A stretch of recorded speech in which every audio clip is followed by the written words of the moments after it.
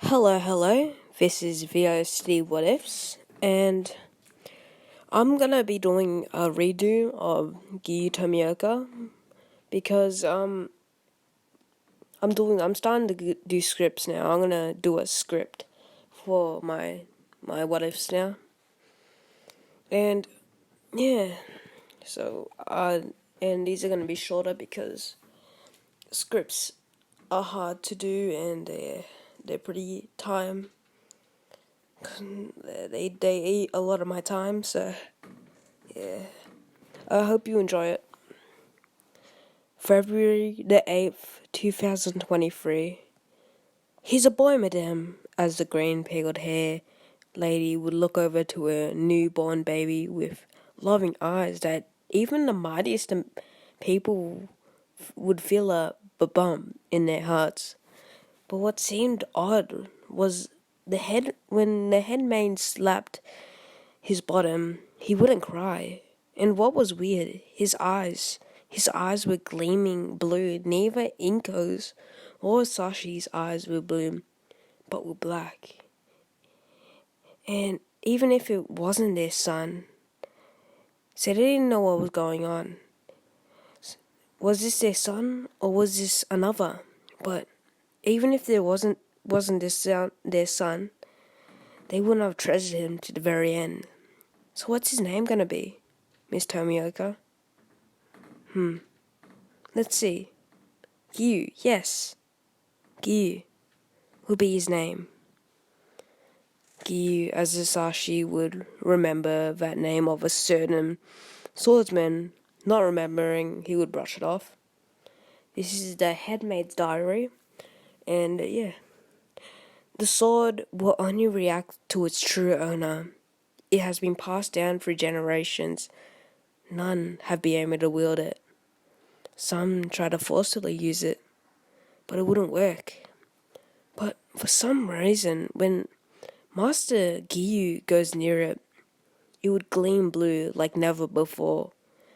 I've seen people trying to take the sword out of the katana rack, but would fail.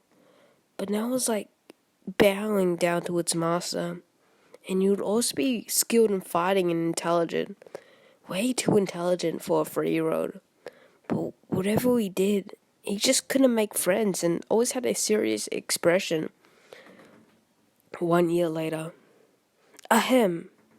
But now trembling doctor would say, stuttering, Your son is quirkless, ma'am.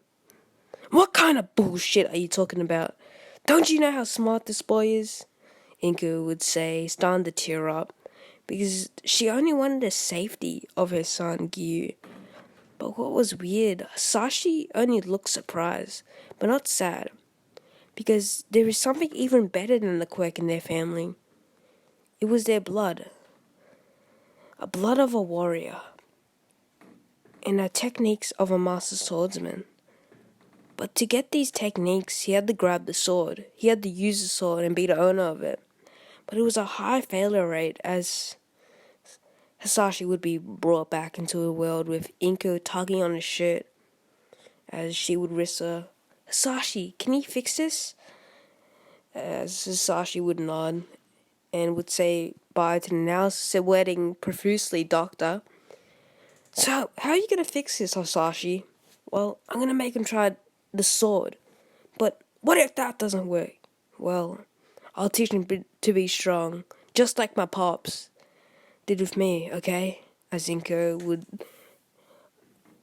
would agree to it, and she would be tired and go to sleep with Hisashi. Giyuu's POV. As Giyuu would go to too soft of a bed, and think of what happened that day and rest his eyes soon after falling asleep. Tick, tock, tick, tock. Jolting up awake to smell a horrible smell, something that was unfamiliar to his nose.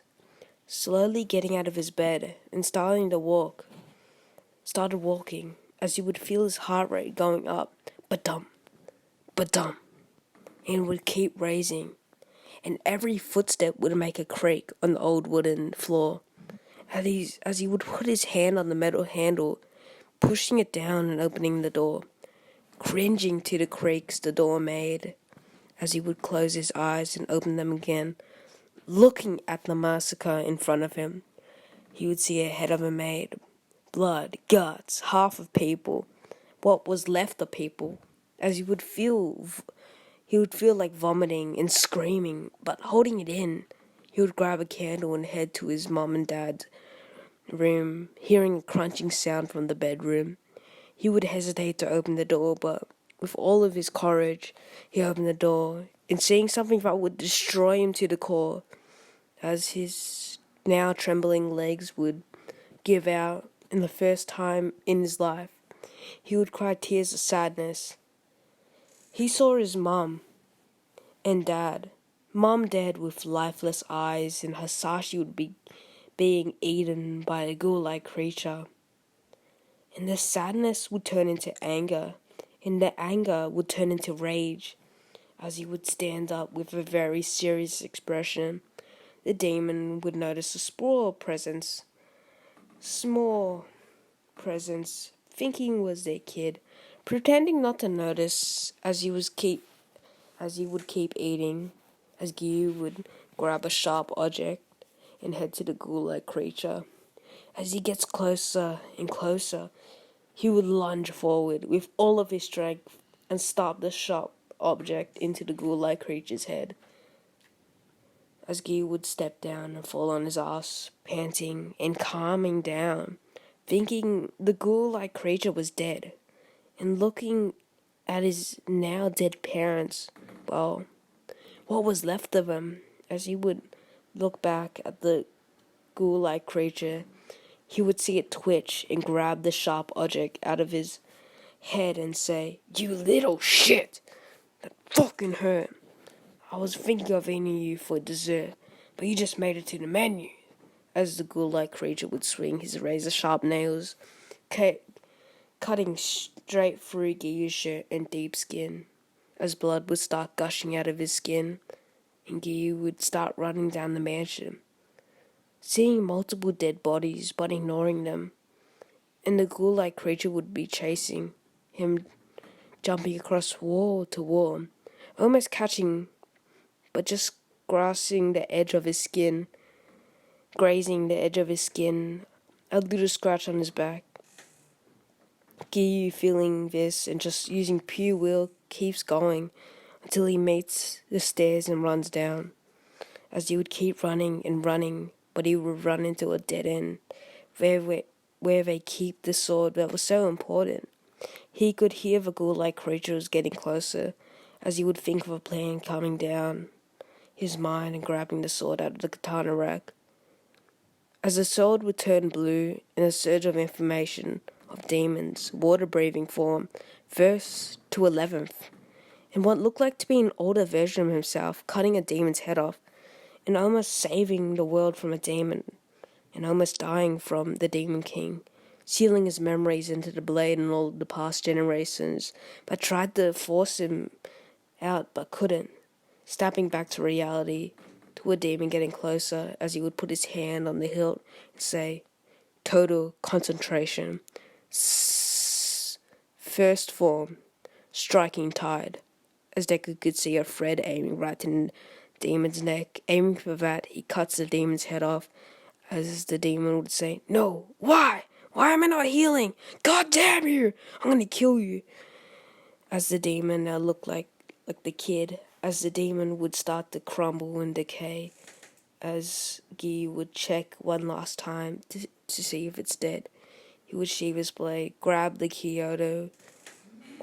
ancestor's Kyoto and put it on, and walk to his parents' room with a serious expression, like always, and burying them, and giving them a goodbye, grabbing about 50 million yen, and walking away from the mansion, still bleeding, but putting bandages on and stopping the bleeding, as Izuku would go to a small, safe house in the highest mountain in Japan, and would rest, and he would eat what he could catch. So that's my first episode for scripting, and I hope you enjoyed it. I actually use a lot of my brain power to do that script, and I really like doing it. So thank you, and have a good day. See ya.